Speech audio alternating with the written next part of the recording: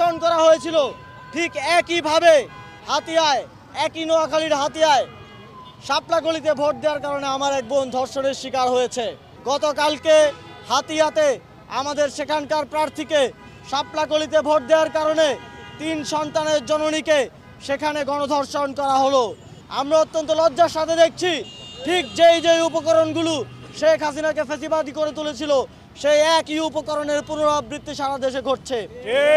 আমরা স্পষ্ট বার্তা দিতে চাই, এবারের নির্বাচনে এনসিপি এবং 11 দলীয় জোটকে আমাদের মা বোনেরা তাদের সমর্থন দিয়েছেন, আমাদের মা বোনেরা তাদের ম্যান্ডেট দিয়েছেন।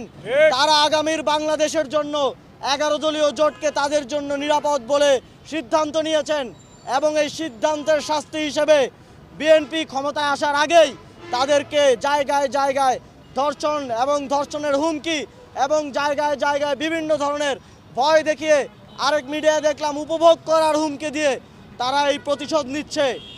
আমরা স্পষ্টভাবে বলতে চাই, বাংলাদেশের যে 46% জনগণ আপনাদেরকে ভোট দেয়নি, বাংলাদেশের যে 46% মা বোন এবং তরুণরা আপনাদেরকে ভোট দেয়নি, আগামীর বাংলাদেশে তাদেরকে বাদ দিয়ে বাংলাদেশ বিনির্মাণ করা সম্ভব না।